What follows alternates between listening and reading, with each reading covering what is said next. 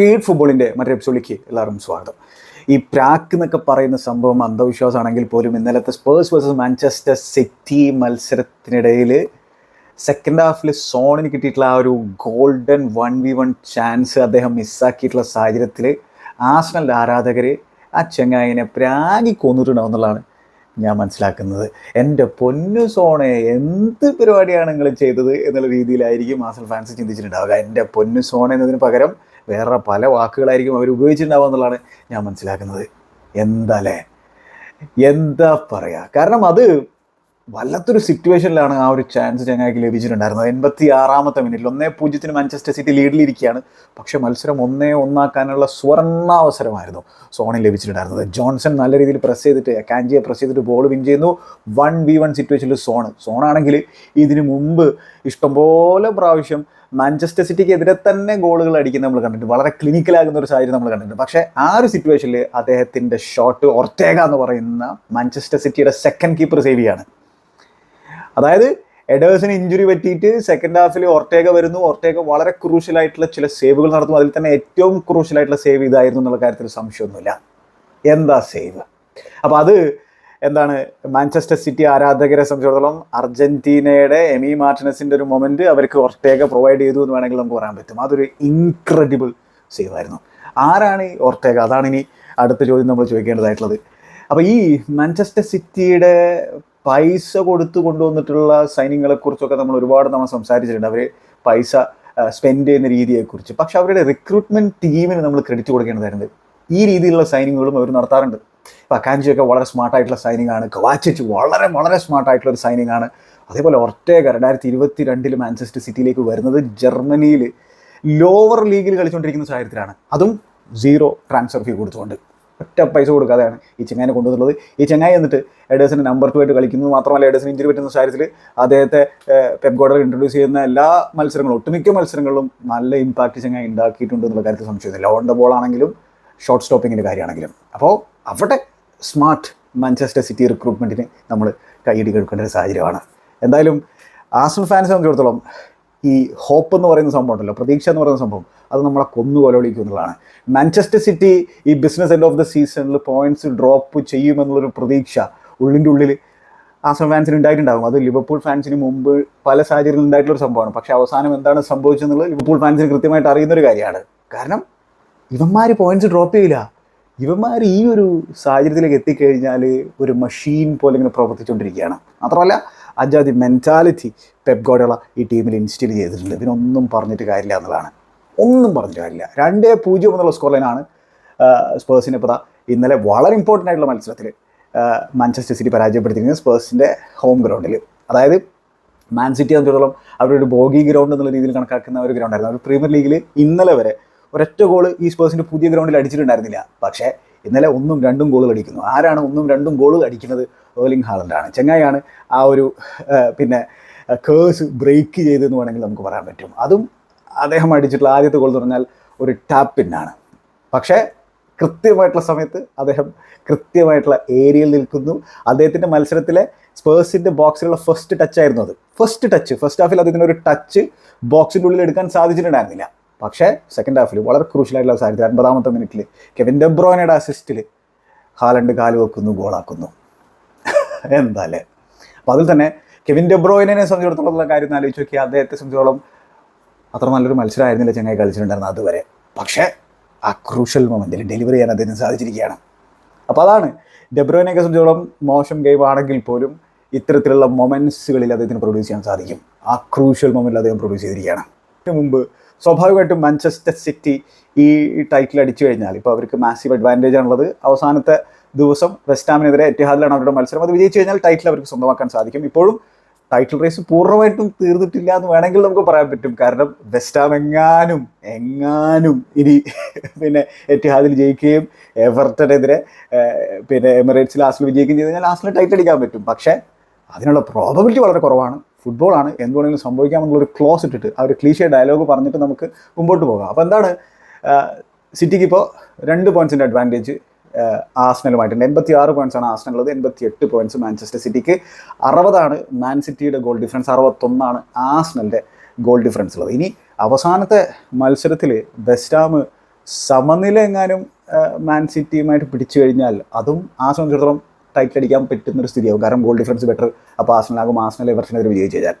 അപ്പോൾ ഇനി ആർസണലിൻ്റെ ആരാധകരെല്ലാവരും west ഹാമിൻ്റെ fans ആയിരിക്കും. കാരണം ഈ ഒരു മത്സരത്തിൽ സ്പേഴ്സിൻ്റെ ഫാൻസ് ആയിരുന്നു അവരുണ്ടായിരുന്നത്. ബദ്ധവരികളായിട്ടുള്ള സ്പേഴ്സിനെ അവർ സപ്പോർട്ട് ചെയ്തായിരുന്നു. മാത്രമല്ല സോണെങ്ങാനും ആ ഒരു ഗോൾ അടിച്ചിരുന്നെങ്കിൽ ആർസണലിൻ്റെ റീസെൻറ്റ് ഹിസ്റ്ററിയിലെ ഏറ്റവും ഇമ്പോർട്ടൻ്റ് ആയിട്ടുള്ള ഗോള് ഒരു സ്പേഴ്സിൻ്റെ താരം അടിച്ചു എന്ന് വേണമെങ്കിൽ പറയാൻ പറ്റുന്ന ഒരു കാര്യമായിരുന്നു. ആ ഒരു സിറ്റുവേഷനിൽ സ്പേഴ്സിൻ്റെ ആരാധകർ ആ ഒരു സ്റ്റേഡിയത്തിൽ ഒരു കോൺഫ്ലിക്റ്റ് സീനിലായിരുന്നു ഇരിക്കുന്നുണ്ടായിരുന്നത്. അതായത് ആ ചാൻസ് മിസ്സാക്കിയിട്ടുള്ള അവസരത്തിൽ അതിനെ കുറിച്ച് ഓർത്തിട്ട് പിന്നെ വേവലാതിപ്പെടണോ അതോ സന്തോഷിക്കണോ എന്നുള്ള രീതിയിൽ.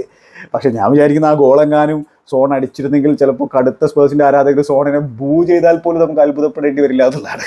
കാരണം സ്പേഴ്സിനെ സംബന്ധിച്ചിടത്തോളം അവർക്ക് ആർസണൽ ടൈറ്റിൽ അടിക്കേണ്ട എന്നുള്ള രീതിയിലായിരുന്നു കാര്യങ്ങളുണ്ടായിരുന്നത്. അവർക്കാണെങ്കിൽ ചാമ്പ്യൻസ് ലീഗ് സാധ്യതകളൊക്കെ ഉണ്ടായിരുന്നു, അത് വേറെ കാര്യം. അവർക്ക് ഇപ്പോൾ ഈ മത്സരം വിജയിക്കുക, അടുത്ത മത്സരം വിജയിക്കുക, ആസ്റ്റൺ വില്ല ക്രിസ്റ്റൽ പാലസിനെതിരെയുള്ള മത്സരം വിജയിക്കാതിരുന്നു കഴിഞ്ഞാൽ സ്പേഴ്സിന് ചാമ്പ്യൻസ് ലീഗ് ഫുട്ബോൾ കിട്ടിയേനെ. പക്ഷേ അതൊന്നും സ്പേഴ്സ് ആരാധകരെ സംബന്ധിച്ചിടത്തോളം ഒരു വിഷയമേ അല്ല. അവർക്ക് വേണ്ടത് ആർസണൽ ടൈറ്റിൽ അടിക്കാതിരിക്കുക എന്നുള്ളതാണ്. അപ്പോൾ ഇതിനെതിരെ ആൻജെ പോസ്റ്റെകോഗ്ലു മത്സരത്തിന് ശേഷം വാചാലായിട്ട് സംസാരിക്കുന്നത് നമ്മൾ കണ്ടു. അതായത് ഇവിടുത്തെ കൾച്ചർ ശരിയല്ല എന്നുള്ളൊരു കാര്യം. അത് ആന്റോണിയോ കോണ്ടെ മാനേജറായിരിക്കുന്ന സ്ഥലത്തിലും കൃത്യമായിട്ട് പറഞ്ഞിട്ടുണ്ട്, അത് വേറെ കാര്യം. അപ്പോൾ ഈ ചെങ്ങായി ആൻജെ എന്ന് പറഞ്ഞാൽ ഒരു വിന്നിങ് മെൻറ്റാലിറ്റി ഉള്ളൊരു ചെങ്ങായാണെന്നുള്ള കാര്യം ഓർക്കേണ്ടതായിട്ടുണ്ട്. അപ്പോൾ അദ്ദേഹം മുമ്പിട്ടായിട്ടുള്ള സാഹചര്യങ്ങളൊക്കെ നോക്കിക്കഴിഞ്ഞാൽ ഇപ്പോൾ ഓസ്ട്രേലിയയിലായി കഴിഞ്ഞാലും സ്കോട്ടിഷ് പ്രീമിയർഷിപ്പിലാണെങ്കിലും അദ്ദേഹം ഒരു വിന്നിങ് മെൻറ്റാലിറ്റി കൊണ്ടുവന്നുള്ള തരത്തിലൊരു ചെങ്ങായിയാണ്. അപ്പോൾ അങ്ങനെയാണ് ആൻജെ സ്പേഴ്സിലേക്ക് വരുന്നത്. ആൻജയെ സംബന്ധിച്ചിടത്തോളം ഓവറോൾ ഈ സീസണിലെ കാര്യം എടുത്തു കഴിഞ്ഞാൽ മോശമില്ലാത്തൊരു പണി ചെയ്തിട്ടുണ്ടെന്നുള്ളതാണ് ഞാൻ മനസ്സിലാക്കുന്നത്. എവിടെയായിരുന്നു സ്പേഴ്സ് ഇരുന്നിട്ടുണ്ടായിരുന്ന അദ്ദേഹം ഏറ്റെടുക്കുന്ന സാഹചര്യത്തിൽ അവിടെ നിന്ന് അവർക്ക് ഒരു ഇമ്പ്രൂവ്മെൻ്റ് ഉണ്ട്. ടോപ്പ് 4 കിട്ടിയില്ല, അത് വേണമെങ്കിൽ ഒരു സെറ്റ് ബാക്ക് ആണെന്ന് പറയാമെങ്കിൽ പോലും 5th അവർ ഫിനിഷ് ചെയ്ത് കഴിഞ്ഞാൽ അതൊരു ഡീസൻറ്റ് സീസണാണ് സ്പേഴ്സിനെ സംബന്ധിച്ചിടത്തോളം. ആൻജയുടെ ഫസ്റ്റ് സീസണാണ് എന്നുള്ള കാര്യം കൂടി കണക്കിലെടുക്കുമ്പോൾ. പക്ഷേ ആൻജ പറയുന്ന ആ ഒരു കൾച്ചറിൻ്റെ പ്രശ്നമുണ്ടല്ലോ, അതായത് സ്പേഴ്സിൻ്റെ ആരാധകർക്ക് എങ്ങനെയെങ്കിലും തോറ്റാൽ മതി എന്നുള്ളതായിരുന്നു ഒരു സ്ഥിതി ഉണ്ടായിരുന്നത്. പക്ഷേ അത് എന്തുകൊണ്ടാണ് സ്പേഴ്സിൻ്റെ ആരാധകർ അത്തരത്തിൽ ചിന്തിക്കുന്നത് വെച്ചാൽ അത് ആ ഒരു റൈവൽറിയുടെ ഒരു ഭീകരത കൊണ്ടാണ്. അതിൻ്റെ ഒരു ഡെപ്ത് ചിലപ്പോൾ ആൻജയ്ക്ക് മനസ്സിലാക്കാൻ പറ്റിയെന്ന് വരില്ല. ആൻജെ ഒരു വിന്നിങ് മെൻറ്റാലിറ്റിയുള്ളൊരു ചങ്ങയാണ്. സ്പേഴ്സ് ആണെങ്കിൽ അത്തരത്തിലുള്ളൊരു വിന്നിങ് മെൻറ്റാലിറ്റിയുള്ളൊരു ക്ലബ്ബല്ല. അവർ റൺ ചെയ്യുന്ന രീതി എന്ന് പറഞ്ഞാൽ കൂടുതലും ഒരു ബിസിനസ് ഓറിയൻറ്റഡ് ആയിട്ടുള്ള രീതിയിലാണ് ഡാനിയൽ ലെവി എന്ന് പറഞ്ഞ ചങ്ങായി ആ ഒരു ക്ലബിനെ റൺ ചെയ്യുന്നത്. അപ്പോൾ സ്പേഴ്സ് ആരാധകരെ സംബന്ധിച്ചോളം അവരുടെ നിലവിലത്തെ ഒരു സ്ഥിതി എന്ന് പറഞ്ഞാൽ റൈവൽസിനെ കപ്പടിപ്പിക്കാതിരിക്കുക, ടൈറ്റിൽ അടിപ്പിക്കാതിരിക്കുക എന്നുള്ള ഒരു പരിപാടിയാണ്. അവരുടെ വിന്നിങ് മെൻറ്റാലിറ്റിയുടെ ആ ഒരു കുറവ് കൃത്യമായിട്ട് നമുക്ക് മനസ്സിലാക്കാൻ പറ്റണമെങ്കിൽ കറബാ കപ്പിൻ്റെ ഫൈനലിന് മുമ്പ് ജോസെ മൊറീനിയോ സാക്ക് ചെയ്തിട്ടുള്ള മനുഷ്യനാണ് ഡാനിയൽ ലെവി എന്ന കാര്യം ഓർക്കേണ്ടതായിട്ടുണ്ട്. മെയ്സനെയാണ് ആ ഒരു മത്സരത്തിൽ മാനേജറാക്കി നിർത്തിയിട്ടാണ് സിറ്റിക്കെതിരായിരുന്ന ഒരു മത്സരം. പക്ഷേ ജോസെ മൊറീനിയോ ഒരു ഫൈനലിൽ ടീമിനെ മാനേജ് ചെയ്യുന്നതും മെയ്സൺ മാനേജ് ചെയ്യുന്നതിൽ വലിയ വ്യത്യാസമുണ്ട് നമുക്കറിയുന്നതാണ്. അപ്പോൾ അതാണ് അവരുടെ വിന്നിങ് മെൻറ്റാലിറ്റി. അപ്പോൾ ആ രീതിയിലാണ് ആ ക്ലബ്ബ് റൺ ചെയ്യുന്നത്. ആന്റോണിയോ കോണ്ടെ ആ ക്ലബിനെ എക്സ്പോസ് ചെയ്തിട്ടുള്ളതാണ്. ഇപ്പോൾ ആൻജയും എക്സ്പോസ് ചെയ്തിട്ടുണ്ട്. ആൻജ കൂടുതൽ മുന്നേ വെച്ചത് ഫാൻസിനെയാണ്. പക്ഷേ അതിൽ ആ ഒരു ബോർഡിലേക്കും അദ്ദേഹം വിരൽ ചൂണ്ടുന്നുണ്ട്. എന്തായാലും അദ്ദേഹത്തിനെ സപ്പോർട്ട് ചെയ്യുമ്പോൾ ഡാനിയൽ ലെവി എന്നുള്ള കാത്തിരുന്ന് കാണാം. അതുപോലെ തന്നെ സ്പേഴ്സിൻ്റെ ആരാധകർ എങ്ങനെയായിരിക്കും ഈ ആൻജയുടെ ബേസ്റ്റിനെ അവർ ഏറ്റെടുക്കാത്തുള്ളത് കാത്തിരുന്ന് കാണാം. എന്തായാലും ഇൻട്രസ്റ്റിംഗ് ആയിട്ടുള്ള സംഭവ വികാസങ്ങളാണ് അവിടെ നടന്നിട്ടുള്ളത്. സ്പേഴ്സിൻ്റെ ആരാധകർ മാൻ സിറ്റി ലീഡ് എടുത്തുള്ള സാഹചര്യത്തിൽ സെലിബ്രേറ്റ് ചെയ്യുന്നതൊക്കെ നമുക്ക് കാണാൻ സാധിക്കുന്നുണ്ടായിരുന്നുള്ള കാര്യം ഓർക്കണം. അതുപോലെ തന്നെ മറ്റൊരു സംഭവം, ഈ മാൻ സിറ്റി ഇപ്പോൾ ഈ ഒരു ടൈറ്റിൽ അടിച്ചു കഴിഞ്ഞാൽ വെസ്റ്റ് ഹാമിനെതിരെ വിജയിച്ചു കഴിഞ്ഞാൽ അവർക്ക് ടൈറ്റിൽ അടിക്കാൻ പറ്റും. ടൈറ്റിൽ അടിച്ചു കഴിഞ്ഞാൽ അവസാനത്തെ 8 സീസണിൽ പെപ് ഗാർഡിയോള വന്നതിന് ശേഷം 6ാമത്തെ ടൈറ്റിലായിരിക്കും മാഞ്ചസ്റ്റർ സിറ്റി അടിക്കാൻ പോകുന്നത്. അവസാനത്തെ 8ൽ 6 4 ടൈറ്റിലുകൾ അടുപ്പിച്ചടിക്കുന്നു. അത് ഇംഗ്ലീഷ് ഫുട്ബോളിൻ്റെ ചരിത്രത്തിൽ ഒരു നൂറ്റാണ്ടിന് മുകളിൽ ചരിത്രം പറയാനുള്ള ഇംഗ്ലീഷ് ഫുട്ബോളിൻ്റെ ചരിത്രത്തിൽ ഒരൊറ്റ സൈഡിനും 4 ടൈറ്റിലുകൾ അടുപ്പിച്ചടിക്കാൻ സാധിച്ചില്ല. 3 ടൈറ്റിലുകൾ ഇതിനു മുമ്പ് പിന്നെ അടിച്ച ചരിത്രം പറയാനുണ്ട്. അപ്പോൾ സിറ്റിയെ സംബന്ധിച്ചിടത്തോളം വലിയ ചരിത്ര നേട്ടത്തിനരികിലാണ് അവരെത്തി നിൽക്കുന്നത്. അപ്പോൾ പെപ് ഗാർഡിയോള എന്ന് പറയുന്ന കാറ്റലൻ ഇംഗ്ലീഷ് പ്രീമിയർ ലീഗിലേക്ക് വന്നിട്ട് ഈ പ്രീമിയർ ലീഗിനെ അദ്ദേഹത്തിൻ്റെ ഒരു കണ്ടം ലീഗാക്കി മാറ്റി എന്നുള്ളതൊരു യാഥാർത്ഥ്യമായിട്ടുള്ള സംഭവമാണ്. കാരണം ഇവിടെ കോമ്പറ്റീഷൻ ഉണ്ട്, ഗ്ലാമറസ് ആയിട്ടുള്ളൊരു ലീഗാണ്, അതൊക്കെ നമുക്കറിയാം. പക്ഷെ അവസാനം ടൈറ്റിൽ അടിക്കുന്നത് സിറ്റിയാണ് എന്നുള്ള രീതിയിലേക്കാണ് കാര്യങ്ങൾ പോയിട്ടുള്ളത്. ഇപ്പോൾ ആർസണൽ അവർക്കൊരു കോമ്പറ്റീഷൻ കൊടുത്തിട്ടുണ്ട്. ഇതിനു മുമ്പ് യോർഗൻ ക്ലോപ്പിൻ്റെ ലിവർപൂൾ കോമ്പറ്റീഷൻ കൊടുക്കുന്നത് നമ്മൾ കണ്ടിട്ടുണ്ട്. പക്ഷേ അവസാനം ടൈറ്റിൽ അടിക്കുന്നത് മാഞ്ചസ്റ്റർ സിറ്റിയാണ് എന്നുള്ള രീതിയിലേക്കാണ് കാര്യങ്ങൾ എത്തി നിൽക്കുന്നത്. അപ്പോൾ ശരിക്കും പ്രീമിയർ ലീഗിനെ ഒരു കണ്ട ലീഗാക്കി മാറ്റാൻ പെപ് ഗാർഡിയോളയ്ക്ക് സാധിച്ചിട്ടുണ്ട്. പക്ഷെ നമ്മൾ അതിനെ കുറച്ചുകൂടി ഡീപ്പറായിട്ട് അനലൈസ് ചെയ്യുന്ന സാഹചര്യത്തിൽ സറലെക്സ് ഉള്ള സാഹചര്യത്തിൽ എന്തായിരുന്നു, സറലെക്സിൻ്റെ കണ്ടം ലീഗായിരുന്നു പ്രീമിയർ ലീഗ് എന്നുള്ളതാണ് ഒരു യാഥാർത്ഥ്യമായിട്ടുള്ള സംഭവം. ഈ ഒരു ടോപ്പിക്കിനെ കുറിച്ച് ഡീറ്റെയിൽ ആയിട്ട് നമുക്ക് സംസാരിക്കേണ്ടതായിട്ടുണ്ട്. എന്തായാലും ഇടക്കും തലക്കൊക്കെ വേറെ ആരെങ്കിലുമൊക്കെ വന്ന് ടൈറ്റിൽ അടിക്കുമെങ്കിലും അത് സറലെക്സിൻ്റെ ഒരു കണ്ടം ലീഗ് ആയിരുന്നു ഒരു കാലത്ത്. അപ്പോൾ എന്തായാലും ബാറ്റൺ ഇപ്പോൾ പെപ് ഗാർഡിയോള ഏറ്റെടുത്തിരിക്കുകയാണ്. മാഞ്ചസ്റ്റർ യുണൈറ്റഡിൻ്റെ റൈവൽസാണ് അത് ഏറ്റെടുത്തിട്ടുള്ളത്. അത് പെപ് ഗാർഡിയോള ഇപ്പോൾ പുള്ളിയുടെ ഒരു കണ്ടം ലീഗാക്കി ഇതിനെ മാറ്റിക്കൊണ്ടിരിക്കുകയാണ്. ഇനി ആർക്ക് പെപ് ഗാർഡിയോള സ്റ്റോപ്പ് ചെയ്യാൻ സാധിക്കുന്നതാണ്. അപ്പോൾ ഇങ്ങനെയുള്ളൊരു സാഹചര്യത്തിൽ സ്വാഭാവികമായിട്ടും മറ്റൊരു കാര്യം സംസാരിക്കുന്നത് 115 ചാർജുകൾ ഈ മാൻ സിറ്റിക്കെതിരെ വെച്ചിട്ടുള്ളതാണ്. അപ്പോൾ അതിനെക്കുറിച്ച് ഇങ്ങനെ സംസാരമുണ്ട്. അവർ ഓരോ ടൈറ്റിൽ അടിക്കുമ്പോഴും ഓരോ തരത്തിലും അവർ സിൽവർ വെയർ നേടുന്ന സാഹചര്യത്തിലും ഈ ഒരു ടോപ്പിക്കാണ് വരുന്നത്. അപ്പോൾ അതിന് ഒരു തീർപ്പ് കൽപ്പിക്കാൻ ഇതുവരെ പ്രീമിയർ ലീഗിന് സാധിക്കാത്തത് ശരിയായിട്ടൊരു കാര്യമായിട്ട് ഞാൻ മനസ്സിലാക്കുന്നില്ല. അതായത് ഈവൻ സിറ്റി ആരാധകർ പോലും ഈ തരത്തിലുള്ള ഒരു അലഗേഷൻസിൽ നിന്ന് മുക്തരാകണം എന്നുള്ളതായിരിക്കും അവരും കരുതുന്നുണ്ടാവുക. അതായത് എന്തൊക്കെയാണ് അവർക്ക് മേലുള്ള 115 ചാർജുകൾ, അതിൻ്റെ ഡീറ്റെയിൽസിലേക്ക് ഞാൻ കിടക്കുന്നില്ല, ജസ്റ്റ് പറഞ്ഞു പോവുകയാണ്. 54 തവണ മാഞ്ചസ്റ്റർ സിറ്റി 2009, 2010 മുതൽ 2017, 2018 ആ ഒരു കാലയളവിൽ ആക്യുറേറ്റ് ഫൈനാൻഷ്യൽ ഇൻഫർമേഷൻ കൊടുക്കാതിരുന്നിട്ടുണ്ട് എന്നുള്ളതാണ് 54 തവണ.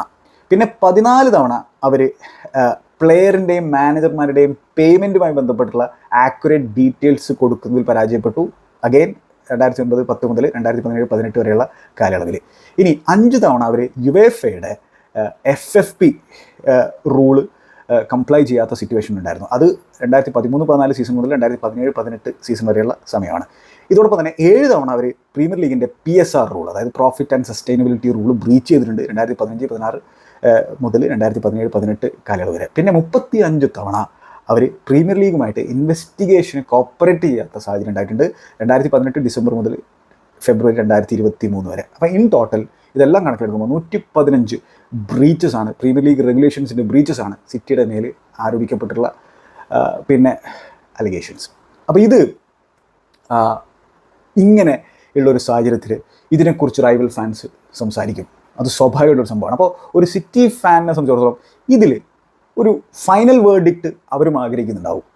അതാണ് ഞാൻ മനസ്സിലാക്കുന്നത്. അപ്പോൾ പ്രീമിയർ ലീഗ് എത്രയും പെട്ടെന്ന് ഒരു സ്വിഫ്റ്റ് ആക്ഷൻ ഇതിലെടുത്തിട്ടില്ലെങ്കിൽ പല രീതിയിലുള്ള സ്പെക്യുലേഷൻസും റൈവൽ ഫാൻസും മറ്റു ആളുകളും സംസാരിച്ചുകൊണ്ടിരിക്കും. അതായത് സിറ്റിയുടെ ഫൈനാൻഷ്യൽ മസിൽ പവർ ഉള്ളതുകൊണ്ടാണ് ഇതിനൊരു തീർപ്പ് കൽപ്പിക്കപ്പെടാത്തത്. ബാക്കിയുള്ള ടീമുകളുടെ കാര്യത്തിലൊക്കെ വളരെ ശുഷ്കാന്തി പ്രീമിയർ ലീഗ് കാണിക്കുന്നുണ്ടല്ലോ. അവർക്കൊക്കെ പോയിന്റ്സ് ഡിഡക്ഷനും അവർക്കെതിരെയൊക്കെ പിന്നെ ആക്ഷൻസും കാര്യങ്ങളൊക്കെ വളരെ സ്വിഫ്റ്റായിട്ട് എടുക്കുന്നുണ്ടല്ലോ എന്നുള്ളത്. അപ്പോൾ ഇതിന് മറ്റൊരു കൗണ്ടർ ആർഗ്യുമെൻ്റ് ഉള്ളത് 115 ബ്രീച്ചസ് പറഞ്ഞാൽ ഒരുപാട് പിന്നെ ബ്രീച്ചസുകളാണ്. അപ്പോൾ അതിലൊരു തീർപ്പ് കൽപ്പിക്കാൻ ചിലപ്പോൾ സമയം എടുക്കേണ്ടി വരുന്നതാണ്.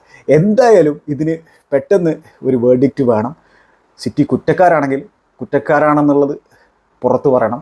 ഇനി അവർ കുറ്റക്കാരല്ലെങ്കിൽ, അവർ ഗിൽറ്റി അല്ലെങ്കിൽ അത് പുറത്തു പറയണം. അപ്പോൾ ഇത് ഇങ്ങനെ ഒരു ഈ 115 ബ്രീച്ചസ് എന്നുള്ള രീതിയിലുള്ള ചർച്ചയ്ക്കൊരു അവസാനം കണ്ടെത്തേണ്ടത് പ്രീമിയർ ലീഗാണെന്നാണ് എൻ്റെ ഒരു കാഴ്ചപ്പാട്.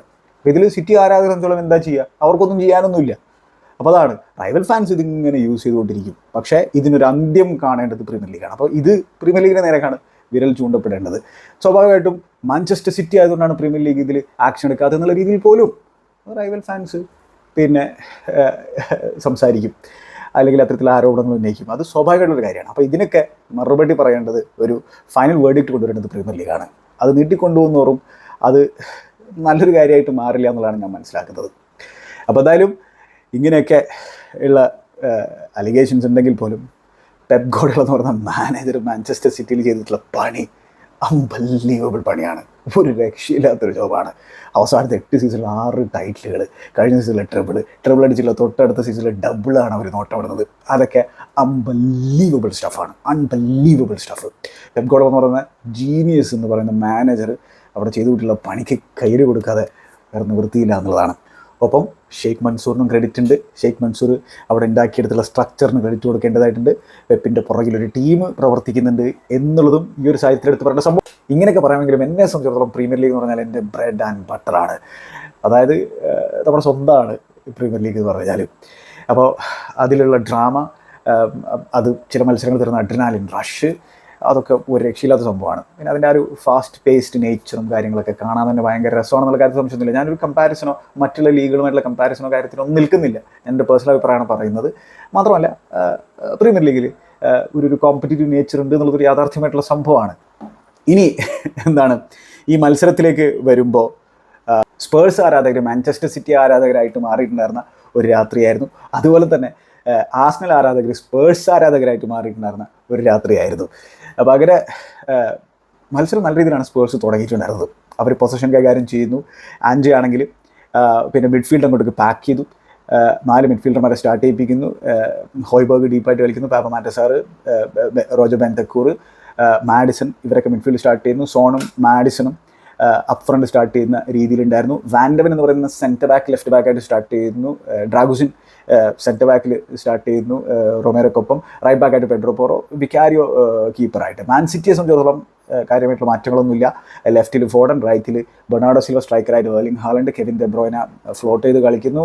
റോഡ്രിയും കോവാച്ചിച്ചും മിഡ്ഫീൽഡിൽ സ്റ്റാർട്ട് ചെയ്യുന്നു. പിന്നെ ഡിഫൻസിലേക്ക് പോയി കഴിഞ്ഞാൽ Akanji, Ruben Dias, Kyle Walker, Guardiola left ബാക്കിൽ കളിക്കുന്നു. കൈൽ വാക്കർ റൈറ്റ് ബാക്കായിട്ട് കളിക്കുന്നു. കീപ്പറായിട്ട് എഡേഴ്സൺ ഇതായിരുന്നു മാൻ സിറ്റിയുടെ ലൈനപ്പ് ഉണ്ടായിരുന്നത്. പക്ഷേ ഞാൻ പറഞ്ഞല്ലോ തുടക്കത്തിൽ സ്പേഴ്സ് നല്ല രീതിയിൽ കളിക്കുന്നു. സ്പേഴ്സ് സംബന്ധിച്ചോളം ഒരു ചാൻസ് ഒക്കെ അവർ ഉണ്ടാക്കിയെടുക്കുന്നത് നമ്മൾ കണ്ടു. ഹോയ്ബർഗിൻ്റെ നല്ലൊരു ഡയഗണൽ ബോൾ ലെഫ്റ്റിൽ നിന്ന് റൈറ്റിലേക്ക് അദ്ദേഹം കൊടുക്കുന്നു. ബ്രെന്നൻ ജോൺസനാണ് ആ ഒരു റൈറ്റ് വിങ്ങിൽ ആ ഒരു സാഹചര്യത്തിൽ വിട്ട് പ്രൊവൈഡ് ചെയ്ത് കളിക്കുന്നുണ്ടായിരുന്നത്. അപ്പോൾ പിന്നെ ബ്രെന്നൻ എന്ത് ചെയ്തെന്ന് വെച്ചാൽ ഈ മിഡ്ഫീൽഡിൽ നിന്നുള്ള റണ്ണന്മാർക്ക് വേണ്ടിയിട്ടുള്ള ഒരു വെയിറ്റിംഗ് പരിപാടിയായിരുന്നു. ഇപ്പോൾ സോണാണെങ്കിലും ബ്രെന്നനാണെങ്കിലും ബോൾ കിട്ടുന്ന സാഹചര്യത്തിലുണ്ടായിരുന്നു. അപ്പോൾ ഈ ഒരു സാഹചര്യത്തിൽ റോജർ ബെൻതക്കൂർ കറക്റ്റ് ടൈമിൽ അറൈവ് ചെയ്യുന്നു. ബോക്സിൻ്റെ പുറത്തേക്ക് അദ്ദേഹത്തിന് പാസ് കൊടുക്കുന്നു. ബ്രെന്നൻ്റെ ഫസ്റ്റ് ടച്ചൊക്കെ മികച്ചതായിരുന്നു ആ ഡയഗണൽ വന്ന സാഹചര്യത്തിൽ. റോജർ ബെൻതക്കൂറിൻ്റെ ഷോട്ട് അവിടെ മനോഹരമായിട്ട് എഡേഴ്സൺ സേവ് ചെയ്യുകയാണ്. അതൊരു ക്രൂഷ്യൽ സേവ് ആയിരുന്നു മത്സരത്തിലേത്. പിന്നെ ഈ സ്പേഴ്സിൻ്റെ ആൻജയുടെ കീഴിലുള്ള രീതി എന്ന് പറഞ്ഞാൽ ബാക്കിൽ നിന്ന് ബിൽഡ് ചെയ്യുക എന്നുള്ളതാണ്. അത് ഏത് സിറ്റുവേഷനിലും അവർ ബാക്കിൽ നിന്ന് ബിൽഡ് ചെയ്യും. പക്ഷേ അതിലൊരു ആക്യുറസിയുടെ ഒരു കുറവുണ്ട്. അപ്പോൾ അദ്ദേഹത്തിന് ഈ ഒരു ശൈലി കളിക്കാൻ പറ്റുന്ന അദ്ദേഹത്തിന് ആവശ്യമുള്ള പ്ലേയേഴ്സിനെ കൊണ്ടെത്തിച്ച് കൊടുക്കേണ്ട ഒരു കടമ ഡാനി ലെവിക്കുണ്ട്. കാരണം അവിടെയുള്ള ചില പ്ലേയേഴ്സൊക്കെ ഇത്തിരി ബേജാറിലാണ് ആ ഒരു ഫുട്ബോൾ കൊണ്ട് കളിക്കുന്ന സാഹചര്യത്തിലുള്ളത്. അപ്പോൾ ബാക്കിൽ നിന്ന് ബിൽഡ് ചെയ്യുമ്പോഴൊക്കെ അവർ ആ ഒരു വൾണറബിലിറ്റി കാഴ്ചവെക്കുന്നുണ്ടായിരുന്നു. അപ്പോൾ അങ്ങനെ ഒരവസരത്തിൽ ഹോയ്ബർഗിൻ്റെ ഒരു ക്ലിയറൻസ്, അത് അഗെയിൻ അവർ സ്ലോപ്പി ആയിരുന്നു ഓൺ പൊസിഷനിൽ, അവരുടെ ഏരിയയിൽ തന്നെ അവർ ബോൾ നഷ്ടപ്പെടുന്നു. അങ്ങനെ ബോക്സിലേക്ക് ബോൾ വരുമ്പോൾ ഹോയ്ബർഗിന് ക്ലിയറൻസ് ചെയ്യാനുള്ള അവസരം ഉണ്ടായിരുന്നു. പക്ഷേ അദ്ദേഹത്തിൻ്റെ ക്ലിയറൻസ് ബോക്സിൽ തന്നെ വന്ന് വീഴാണ്. ഫിൽ ഫോർഡിൻ്റെ ഒരു വോളി അറ്റംപ്റ്റ് ബോക്സിൻ്റെ ലെഫ്റ്റ് സൈഡ് എന്നുള്ളത് നമ്മൾ കണ്ടു. അതൊരു ബ്യൂട്ടിഫുൾ അറ്റംപ്റ്റ് ആയിരുന്നു. പക്ഷേ വിക്കാരിയോ അവിടെ സ്പേഴ്സിനെ രക്ഷപ്പെടുത്താണ്. ആസ്നലിനെ രക്ഷപ്പെടുത്തുന്ന സാഹചര്യം നമ്മൾ കണ്ടു. പിന്നെ വാക്കറിൻ്റെ റൈറ്റ് ഹാഫ് സ്പേസിൽ നിന്നൊരു ക്രോസ് ബോക്സിലേക്ക് നമ്മൾ കാണുകയാണ്. അപ്പോൾ അത് ഗ്വാഡിയോളിൻ്റെ ഒരു വോളി. അപ്പോൾ അതിന് പകരം അദ്ദേഹം അത് പിന്നെ ആ ഒരു 6 ഏരിയയിൽ നിൽക്കുന്ന ഹാളൻഡിന് കൊടുത്തിരുന്നെങ്കിൽ ഹാളിന് ചിലപ്പോൾ ഗോളാക്കാൻ പറ്റുമായിരുന്നു. പക്ഷേ അദ്ദേഹം ഒരു ഷോട്ടിനുള്ള ശ്രമമാണ് നടത്തിയിരുന്നത്. പക്ഷേ അത് പിന്നെ പുറത്തേക്ക് പോകുന്നൊരു അവസരം നമ്മൾ കണ്ടു. പിന്നെ ഫസ്റ്റ് ഹാഫിൽ നമ്മൾ കണ്ടായിരുന്ന സാഹചര്യം എന്താണെന്ന് വെച്ചാൽ ഈ വാൻഡവൻ സെൻറ്റർ ബാക്ക് ആണല്ലോ നാച്ചുറലി. അപ്പോൾ അദ്ദേഹം ലെഫ്റ്റ് ബാക്കായിട്ട് കളിക്കുമ്പോൾ വളരെ നാരോ ആയിട്ടാണ് സ്പേഴ്സ് ഡിഫെൻഡ് ചെയ്തിട്ടുണ്ടായിരുന്നത്. അതുകൊണ്ട് തന്നെ വിങ്ങുകളിൽ നല്ല സ്പേസ് സ്പേഴ്സ് കൊടുക്കുന്നുണ്ടായിരുന്നു. അത് പ്രത്യേകിച്ചും ഈ ഫസ്റ്റ് ഹാഫിലാണെങ്കിൽ കൈൽ വാക്കർ ആയിരുന്നു ആ ഒരു ഏരിയയിൽ നല്ല രീതിയിൽ വിട്ട് പ്രൊവൈഡ് ചെയ്തിട്ടുണ്ടായിരുന്നത്. ബെർണാർഡോ സിൽവ ടക്കിൻ സൈഡ് ചെയ്തിട്ടാണ് കളിക്കുന്നുണ്ടായിരുന്നത്. ആ ഒരു റൈറ്റ് ഹാഫ് സ്പേസിലാണ് ബെർണാർഡോ സിൽവ കളിക്കുന്നുണ്ടായിരുന്നത്. എന്നാൽ വിട്ട് കൈൽ വാക്കറാണ് പ്രൊവൈഡ് ചെയ്യുന്നത്. പക്ഷേ ഈ കൈൽ വാക്കർ സംബന്ധിച്ചോളം ഓൺ ദ ബോൾ അത്ര മികച്ച രീതിയിൽ എബിലിറ്റി ഇല്ലാത്തൊരു പ്ലെയർ ആണെന്ന് നമുക്കറിയാം. എന്തായാലും അങ്ങനെ ഫസ്റ്റ് ഹാഫിലെ മറ്റൊരു ഇമ്പോർട്ടൻറ്റ് മൊമെൻ്റ് എന്ന് പറഞ്ഞാൽ ഫോഡൻ്റെ ലെഫ്റ്റ് സൈഡിൽ നിന്നുള്ള ക്രോസ്, കെവിൻ ഡെ ബ്രൂയ്ന ഫോഡൻ റിലീസ് ചെയ്ത് നല്ല രീതിയിലാണ്. ഫോഡൻ്റെ ക്രോസ് ഹാളിലേക്ക് വന്നു. ഹാളിൻ്റെ ഷോട്ട് അവിടെ ബ്ലോക്ക് ചെയ്തു. അത് ബെർണാർഡോ സിൽവയിലേക്ക് വന്ന് വീണ് ബോക്സിലേക്ക്. ബെർണാർഡോ സിൽവയുടെ attempt, Dragusin goal line clearance നടത്തുന്ന സാഹചര്യത്തിൽ ഡ്രാഗുസിൻ നല്ല രീതിയിൽ അത് പിന്നെ സെലിബ്രേറ്റ് ചെയ്യുന്നു. പക്ഷേ സ്പേഴ്സിൻ്റെ സ്റ്റേഡിയത്തിൽ സൈലൻസ് ആണ്.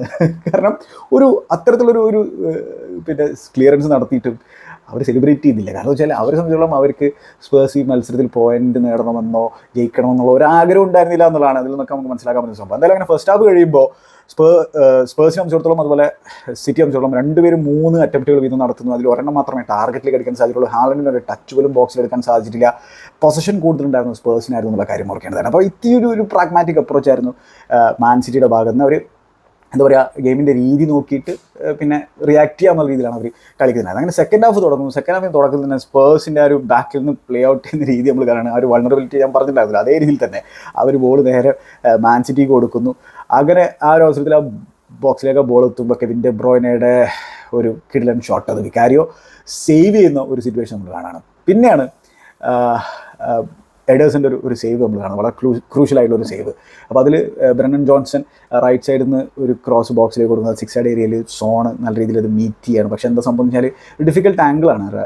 പിന്നെ ആ ഒരു ബോക്സിൻ്റെ റൈറ്റ് സൈഡിൽ നിന്ന് അദ്ദേഹത്തിന് അത് കീപ്പറിൻ്റെ മുകളിലൂടെ അടിക്കാനുള്ള ശ്രമം നടത്തിയാണ്. പക്ഷേ എഡേഴ്സൺ നല്ല രീതിയിൽ സേവ് ചെയ്യുന്നു. അത് ഒരു ക്രൂഷ്യൽ സേവ് ആയിട്ട് മാറുന്നത് എന്തുകൊണ്ടാണെന്ന് വെച്ചാൽ അപ്പുറത്ത് 50ാമത്തെ മിനിറ്റിൽ മാൻ സിറ്റി ലീഡ് എടുക്കുകയാണ്. അതെങ്ങനെയാണ് വരുന്നത് വെച്ചാൽ അവിടെ സ്പേഴ്സിനെ സംബന്ധിച്ചിടത്തോളം അവരുടെ ഡ്യുവലുകളിലുള്ള ആ ഒരു പോരായ്മ നമുക്ക് അവിടെ കാണാൻ സാധിക്കുന്നുണ്ട്. മാത്രമല്ല അതിൽ അഗെയിൻ സ്ലോപ്പി ഓൺ പൊസഷനാണ് അവർ. അതായത് റൊമേറോക്ക് തിരിച്ചു കൊടുത്തുള്ളൊരു പാസ് ഉണ്ട്, വളരെ പൂറായിട്ടുള്ളൊരു പാസ്സാണ്. അപ്പോൾ റൊമേറോ അതിലേക്ക് എത്താൻ നോക്കുമ്പോൾ ഫിൽഫോർഡൻ അവിടെ കൂടുതൽ ഇൻറ്റൻസിറ്റി കാഴ്ചവെക്കുന്നു, അതേമാതിരി ഡ്യൂവൽ വിൻ ചെയ്യുന്നു റൊമേറോമായിട്ട്. എന്നിട്ട് ആ ഒരു ലെഫ്റ്റിലൂടെ ഫിൽഫോർഡൻ അങ്ങോട്ടേക്ക് പോയിട്ട് ഒരു ക്രോസ് കൊടുക്കുകയാണ്. ക്രോസ് അത്ര ആക്യുറേറ്റ് ആയിട്ടുള്ള ക്രോസ് ആയിരുന്നില്ല വൺസ് അഗൈൻ, പക്ഷേ അത് സ്പേഴ്സിന് ക്ലിയർ ചെയ്യാൻ പറ്റുന്നില്ല. ബെർണാർഡോ സിൽവ റൈറ്റ് വിങ്ങിൽ അത് റിസീവ് ചെയ്യുന്നു. അതിന് ശേഷം കെവിൻ ദെ ബ്രോയിനയുടെ ആ ഒരു റണ്ണുണ്ട്, ആ ഒരു ബൈലിൻ്റെ അടുത്തേക്കുള്ള റണ്ണ് അദ്ദേഹത്തിൻ്റെ ടിപ്പിക്കൽ റണ്ണാണ്. അത് ബെർണാർഡോ സിൽവ പിക്ക് ചെയ്യുന്നു, നല്ല രീതിയിൽ അത് ടൈം ചെയ്ത് റൺ ചെയ്തിട്ടുണ്ട്. അതിന് ശേഷം ബൈലിൻ്റെ അടുത്തേക്ക് എത്തിയതിനു ശേഷം അദ്ദേഹം അത് അവിടെ നിന്ന് പിക്ക് ചെയ്യാണ് എർലിംഗ് ഹാലൻഡിനെ, ആ ഒരു 6 അടിയിൽ നിൽക്കുന്ന ഹാലൻ എംസോളം ടാപ്പിൻ. അങ്ങനെയാണ് മാൻ സിറ്റി ലീഡ് എടുക്കുന്നത്. ഹാലൻഡ് കാര്യമായിട്ട് സെലിബ്രേറ്റ് ഒന്നും ചെയ്തില്ല എന്നുള്ള കാര്യം ഓർക്കണം. അങ്ങനെ കെവിൻ ദെ ബ്രോയിൻ അത്ര ഇൻഫ്ലുവൻഷ്യൽ ഇല്ലാത്തൊരു മത്സരത്തിൽ വളരെ ഇമ്പാക്റ്റ് ഉണ്ടാക്കുന്നതാണ് നമ്മൾ കാണുന്നത് ആ ഒരു മൊമെൻറ്റിൽ. ഇതിനിടയിൽ കെവിൻ ദെ ബ്രോയിനക്ക് ഇഞ്ചുറി പറ്റി എന്നുള്ളൊരു ഒരു കരുതലുണ്ടായിട്ടുണ്ടാവും. കാരണം പാപ്പമാറ്റ സാറ് പുറകിൽ നിന്ന് വന്നിട്ട് അതിൻ്റെ അക്കിലീസിൽ ചവിട്ടുന്നൊരു സിറ്റുവേഷൻ നമ്മൾ കണ്ടു. അതിൽ കെവിൻ ദെ ബ്രോയിനെ വീണിട്ടുള്ള രീതിയിലും അദ്ദേഹം ആ ഒരു വേദന കാണിച്ചുള്ള രീതിയിലും അക്കിലീസിന് പണി കിട്ടിയെന്നാണ് നമ്മൾ കരുതിയിട്ടുണ്ടായിരുന്നത്. പക്ഷേ പ്രശ്നമൊന്നുമില്ല എന്നുള്ളതാണ് മനസ്സിലാക്കാൻ സാധിക്കുന്നത്. കുറച്ച് സമയം കഴിഞ്ഞപ്പോൾ അദ്ദേഹം എണീറ്റു. അങ്ങനെ പക്ഷേ അദ്ദേഹത്തെ പിൻവലിക്കാനുള്ള തീരുമാനം എടുക്കുന്നു, ഡോക്കുവിനെ കൊണ്ടുവരാണ്. ഡോക്കു വന്നിട്ട് നേരെ ലെഫ്റ്റ് വിങ്ങിലേക്ക് കളിക്കുന്ന സാഹചര്യം, ഫിൽഫോർഡൻ ആ ഒരു കെവിൻ ദെ ബ്രോയിനയുടെ ഏരിയയിൽ കളിക്കുന്ന ഒരു സാഹചര്യമാണ് പിന്നീട് നമ്മൾ കണ്ടിരുന്നത്. ഡോക്കു വന്നിട്ട് ഒരു ഇമ്പാക്റ്റ് ഉണ്ടാക്കിയിട്ടുണ്ട്. അദ്ദേഹത്തിൻ്റെ പേസും കാര്യങ്ങളും അതിൻ്റെ ട്രിക്കറും കാര്യങ്ങളൊക്കെ സ്പേഴ്സിന് ഒരു ഇടങ്ങേറ് ഉണ്ടാക്കുന്ന സിറ്റുവേഷൻ നമ്മൾ കണ്ടിരുന്നത്. പിന്നെ ഇതിനിടയിൽ കുലശേവ്സ്കിനെ ഇൻട്രൊഡ്യൂസ് ചെയ്ത് വിട്ടിട്ടുണ്ടായിരുന്നു, ബെൻറ്റക്കൂറിനെ പിൻവലിച്ചിട്ട് നമ്മുടെ ആൻജെ. അപ്പോൾ അതിൽ ബെൻറ്റക്കൂർ ശരിക്കും ഫ്രസ്ട്രേറ്റഡ് ആയിരുന്നു, അദ്ദേഹത്തിന് ഒരു ഇമ്പാക്റ്റ് ഉണ്ടാക്കാൻ പറ്റിയിട്ടുണ്ടായിരുന്നില്ല, അദ്ദേഹത്തിന് കിട്ടിയ ചാൻസ് ഒന്നും ഉണ്ടാക്കാൻ സാധിച്ചിട്ടുണ്ടെങ്കിൽ അദ്ദേഹം ശരിക്കും ഫ്രസ്ട്രേറ്റഡ് ആയിരുന്നു. ഒരു ഇഞ്ചുറി റിട്ടേൺ സീസൺ അല്ലേ അദ്ദേഹം സംബന്ധിച്ചിടത്തോളം. അങ്ങനെ കുലശേവ്സ്കി വരുന്നു, കുലശേവ്സ്കി ഒരു ഇമ്പാക്റ്റ് ഉണ്ടാക്കുന്നതാണ് നമ്മൾ കാണുന്നത്. അപ്പോൾ അതിൽ തന്നെ എന്താണ് ബ്രണ്ടൻ ജോൺസൺ പിന്നെ റൈറ്റിൽ നിന്ന് കുലശേവ്സ്കിയുടെ ബോക്സിലേക്കുള്ള റണ്ണ് പിക്ക് ചെയ്യുന്നു. എന്നിട്ട് അവിടെ ഡിഫെൻഡ് ചെയ്തിട്ടുണ്ട് സിറ്റി, പക്ഷേ അത് വീണ്ടും കുലശേവ്സ്കിയുടെ കാലിൽ തന്നെ വന്ന് വീണിട്ട് അദ്ദേഹത്തിൻ്റെ അറ്റംപ്റ്റ് പക്ഷേ ആ ഒരു സാഹചര്യത്തിൽ ഒർട്ടേഗ സേവ് ചെയ്യാണ്. അപ്പോൾ എങ്ങനെയാണ് അവിടെ ഒർട്ടേഗ വന്നതെന്ന് ചോദിച്ചു കഴിഞ്ഞാൽ എഡേഴ്സിന് ഇഞ്ചുറി പറ്റുന്നൊരു സാഹചര്യം നമ്മൾ കണ്ടു. അതായത് ഒരു നല്ലൊരു പിന്നെ ബോക്സിലേക്കുള്ളൊരു ബോള് കുലശേവ്സ്കി ആ ഒരു റൈറ്റ് ഹാഫ് സ്പേസിൽ നിന്നിട്ട് അദ്ദേഹത്തിൻ്റെ ലെഫ്റ്റ് ഫുട്ട് കൊണ്ട് ആ ഒരു ബാക്ക് പോസ്റ്റിലേക്ക് കൊടുത്തിട്ടുണ്ടായിരുന്നു. അത് മീറ്റ് ചെയ്യാൻ റൊമേറോ ചെല്ലുകയാണ്. റൊമേറോയെ സംബന്ധിച്ചോളം അവിടെ ആ ബോളിൽ പോകാനുള്ള അവകാശം അദ്ദേഹത്തിനുണ്ട്. പക്ഷേ അദ്ദേഹം ബോളിലേക്ക് കാല് നീട്ടുന്ന സാഹചര്യത്തിൽ അദ്ദേഹത്തിൻ്റെ തൊട അവിടെ കൊണ്ടത് പിന്നെ എഡേഴ്സനാണ്. എഡേഴ്സൺ വളരെ ബ്രേവായിട്ടാണ് ആ ബോൾ അവിടെ ക്യാച്ച് ചെയ്തിട്ടുള്ളത്. പക്ഷേ അവിടെ കൃത്യമായിട്ട് അദ്ദേഹത്തിന് ഒരു ഇഞ്ചുറി പറ്റിയിട്ടുണ്ട്. അപ്പോൾ അദ്ദേഹത്തെ പിൻവലിക്കാനൊരു തീരുമാനം എടുത്തിട്ടുണ്ടായിരുന്നു പെപ് ഗാർഡിയോള. ശരിക്കും എഡേഴ്സൺ ഫ്രസ്ട്രേറ്റഡ് ആയിരുന്നു. അദ്ദേഹം ശരിക്കും ആ ഫ്രസ്ട്രേഷൻ കാഴ്ചവെക്കുന്നുണ്ടായിരുന്നു. നല്ല രീതിയിൽ ഫ്രസ്ട്രേറ്റഡ് ആയിരുന്നു. മാത്രമല്ല അപ്സെറ്റ് ആയിരുന്നു ചങ്ങായി. അത് അദ്ദേഹം കാഴ്ചവെക്കുകയും ചെയ്തു. എന്തായാലും ഒർട്ടേഗ വരുന്നു. ഒർട്ടേഗ വളരെ ഇമ്പോർട്ടൻ്റ് ആയിട്ടുള്ള ആ ഒരു സേവ് അവിടെ നടത്തുന്നു. അതേപോലെ തന്നെ മറ്റൊരു സേവും അദ്ദേഹം നടത്തിയിട്ടുണ്ടായിരുന്നു. ഒരു ലോങ് ബോൾ കൊടുത്തുള്ള സാഹചര്യത്തിൽ കുലശേവ്സ്കി ബോക്സിലേക്ക് റൺ നടത്തുന്നു. അവിടെ ഡിയാസ് മിസ്റ്റേക്ക് വരുത്തുന്നു. കുലശേവ്സ്കിയുടെ അറ്റംപ്റ്റ് അവിടെ ആ ഒരു റൈറ്റ് സൈഡിൽ നിന്നുള്ള ഡിഫിക്കൽട്ട് ആംഗിൾ എന്നുള്ള അറ്റംപ്റ്റ് ഒർട്ടേഗ വീണ്ടും സേവ് ചെയ്യുകയാണ്. പിന്നെയാണ് 86ാമത്തെ മിനിറ്റിൽ ആ ഒരു 1-on-1 സിറ്റുവേഷൻ നമ്മൾ കാണുന്നത്. അത് ഒർട്ടേഗ സേവ് ചെയ്യുന്നത് നമ്മൾ കാണുന്നത്. പിന്നെ അതിനുശേഷം ഒരു ത്രോയിൻ റൈറ്റ് സൈഡിൽ നിന്നുള്ള ഒരു ത്രോയിൻ കൊടുക്കുന്നു. ആ ത്രോയിനിൽ അത് ഫിൽഫോർഡനിലാണ് പോകുന്നത്. ഫിൽഫോർഡൻ്റെ പാസ് അവിടെ ഡോക്കുനെ റിലീസ് ചെയ്തുള്ള പാസ്, ഡോക്ക് ലെഫ്റ്റ് സൈഡിലൂടെ റൺ ചെയ്തുള്ള ഡോക്കുനെ റിലീസ് ചെയ്തുള്ള പാസ് അബ്സല്യൂട്ട്ലി എക്സ്ക്വിസിറ്റ് പാസ്സാണ്. അതിനെക്കുറിച്ച് സംസാരിക്കേണ്ടതായിരുന്നു. എന്തായാലും ഡോക്കു എന്നിട്ട് അദ്ദേഹത്തിന് അറിയുന്ന പണി ബോക്സിലേക്ക് ഡയറക്റ്റായിട്ട് റൺ ചെയ്യുന്നു. പെഡ്രോ പോറ എടങ്കറാകുന്നു. അദ്ദേഹം ട്രിക്കറി പെഡ്രോ പോറ എടങ്കറാക്കുന്നു, കാല് വെക്കുന്നു, ഫൗൾ ചെയ്യുന്നു, ഡോക്കു വീഴുന്നു, പെനാൽറ്റി കിട്ടുന്നു. എർലിംഗ് ഹാലൻഡ് വളരെ കൂളായിട്ട് ആ ഒരു വളരെ ഇമ്പോർട്ടൻ്റ് ആയിട്ടുള്ള ആ ഒരു മൊമെൻറ്റിൽ ആ ഗോൾ അടിക്കുന്നു, സെലിബ്രേറ്റ് ചെയ്യുന്നു. ഹാലൻഡിൻ്റെ ബ്രേസാണ് നമുക്ക് കാണാൻ സാധിച്ചത്.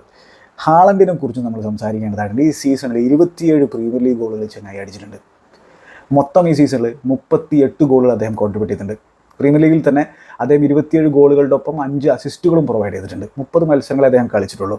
ശരിയാണ്, ചില ബിഗ് മത്സരങ്ങൾ അദ്ദേഹത്തിന് പിന്നെ കാര്യമായിട്ട് ടീമിന് വേണ്ടി കോൺട്രിബ്യൂട്ട് ചെയ്യാൻ സാധിച്ചില്ല. പക്ഷേ ഈ സീസണിലെ സിറ്റിയുടെ one of the biggest games ആയിരുന്നു ഇന്നലെ കഴിഞ്ഞിട്ടുണ്ടായിരുന്നത്. അതിൽ അദ്ദേഹത്തിന് പ്രൊവൈഡ് ചെയ്യാൻ സാധിച്ചിരിക്കുകയാണ്. അതിൽ അദ്ദേഹം കോൺട്രിബ്യൂട്ട് ചെയ്തിരിക്കുകയാണ്. അദ്ദേഹം ഇപ്പോഴൊരു യങ് ഫുട്ബോളറാണെന്നുള്ള കാര്യം ഓർക്കേണ്ടതാണ്. ഇനിയും ഒരുപാട് കാര്യങ്ങൾ ഇമ്പ്രൂവ് ചെയ്യേണ്ടതായിട്ടുണ്ട്. ചില മത്സരങ്ങളിൽ അദ്ദേഹത്തിന് പിന്നെ ഇമ്പാക്റ്റ് ഉണ്ടാക്കാൻ പറ്റിയിട്ടില്ല, ചില ബിഗ് മത്സരങ്ങളിൽ. പക്ഷേ സ്റ്റിൽ അദ്ദേഹം ഇനഫ് കോൺട്രിബ്യൂഷൻ ഈ മാഞ്ചസ്റ്റർ സിറ്റിയുടെ ടൈറ്റിൽ റേസിൽ ഉണ്ടാക്കിയിരുന്നുള്ള കാര്യത്തിൽ യാതൊരു സംശയവും വേണ്ട. അതിന് ഈ ഗോളടി യന്ത്രത്തിന് ക്രെഡിറ്റ് കൊടുത്തേ മതിയാകുള്ളൂ. ഹി ഡിസേർവ്സ് റെസ്പെക്റ്റ് ആ ഒരു കാര്യത്തിൽ. അപ്പോൾ എന്തായാലും പകരെ മാൻ സിറ്റി ആ ഒരു വിജയം ഉറപ്പിക്കുന്നു. ഡോക്കിന് മറ്റൊരു ഓപ്പർച്യൂണിറ്റി കിട്ടിയിട്ടുണ്ടായിരുന്നു, അത് ഗോളാക്കാൻ മാറ്റാൻ സാധിച്ചില്ല. ഇനി കെവിൻ ദെ ബ്രൂയിൻ്റെ തന്നെ മറ്റൊരു കാര്യം പറഞ്ഞാൽ ഈ സീസണിൽ പ്രീമിയർ ലീഗിൽ ഏറ്റവും കൂടുതൽ അസിസ്റ്റ് പ്രൊവൈഡ് ചെയ്ത ആളെന്ന് പറഞ്ഞാൽ ആസ്റ്റൺ വില്ലയുടെ സ്ട്രൈക്കറായിട്ടുള്ള ഒലി വാറ്റ്കിൻസ് ആണ്. 13 അസിസ്റ്റുകൾ അദ്ദേഹം പ്രൊവൈഡ് ചെയ്തിട്ടുണ്ട്. 2ാം സ്ഥാനത്തിരിക്കുന്നത്. പല ആളുകളും 10 അസിസ്റ്റുകളിൽ ഇരിക്കുന്നുണ്ട്. പക്ഷേ അതിൽ കുറവ് മത്സരങ്ങളിൽ നിന്ന് 10 അസിസ്റ്റുകൾ പ്രൊവൈഡ് ചെയ്തത് സഖാ കെവിൻ ദെ ബ്രൂയിനെയാണ്. ഈ കെവിൻ ദെ ബ്രൂയിൻ ആണെങ്കിൽ ആകെ 17 പ്രീമിയർ ലീഗ് മത്സരങ്ങളെ ഈ സീസണിൽ കളിച്ചിട്ടുള്ളൂ. അതിൽ തന്നെ 3 സബ്സ്റ്റിറ്റ്യൂട്ട് അപ്പിയറൻസ് ആണ്.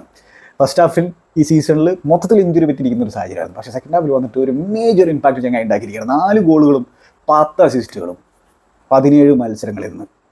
ഈ മത്സരത്തിലും വളരെ ക്രൂഷ്യലായിട്ടുള്ളൊരു അസിസ്റ്റ് അദ്ദേഹത്തിന് പ്രൊവൈഡ് ചെയ്യാൻ സാധിച്ചിരിക്കുകയാണ്. What A ഫുട്ബോളാ. അപ്പോൾ അങ്ങനെ എന്താണ് മാൻ സിറ്റിക്ക് വേണ്ടിയിട്ട് ഏറ്റവും കൂടുതൽ അസിസ്റ്റുകൾ ഈ ചങ്ങായാണ് ഈ സീസണിൽ പ്രൊവൈഡ് ചെയ്തിട്ടുള്ളത്, വെറും 17 മത്സരങ്ങൾ കളിച്ചുകൊണ്ട്.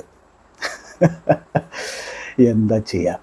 അപ്പോൾ അങ്ങനെ എന്താണ് കെവിൻ ദെ ബ്രൂയ്നെ ഈ സെക്കൻഡ് ഹാഫ് ഓഫ് സീസണിൽ, ആ ബിസിനസ് എൻഡ് ഓഫ് ദ സീസണിൽ അവരുടെ ആ ഒരു യൂഷ്വൽ അവർ പെപ്പിൻ്റെ ടീം മെഷീൻസ് ആയിട്ട് മാറുന്ന സാഹചര്യത്തിൽ ഇമ്പാക്റ്റ് ഉണ്ടാക്കുന്നത് നമ്മൾ വീണ്ടും കണ്ടിരിക്കുകയാണ്. എന്നാലും അങ്ങനെ ഇനി ഒരൊറ്റ മത്സരം കൂടിയേ ബാക്കിയുള്ളൂ. ആ മത്സരം വിജയിച്ചു കഴിഞ്ഞാൽ സിറ്റിക്ക് ടൈറ്റിൽ അടിക്കാൻ പറ്റും. ആ സംബന്ധിച്ചിടത്തോളം വെസ്റ്റ് ഹാം അവർക്ക് വേണ്ടി ഒരു ഉപകാരം ചെയ്യുന്നുള്ള പ്രതീക്ഷയിലിരിക്കുക. പക്ഷേ ഈ ഹോപ്പ് ഞാൻ നേരത്തെ പറഞ്ഞ പോലെ നമ്മളെ കൊല്ലുന്നൊരു സാധനമാണ്. പക്ഷേ വേറെ വഴിയില്ല, പ്രതീക്ഷയിലിരിക്കുക. പ്രതീക്ഷയില്ലാതെ എന്ത് ഫുട്ബോൾ, എന്ത് ജീവിതം അല്ലേ. അപ്പോൾ ഇതാണ് എനിക്ക് ഈ മത്സരത്തെക്കുറിച്ച് പറയാനുള്ളത്.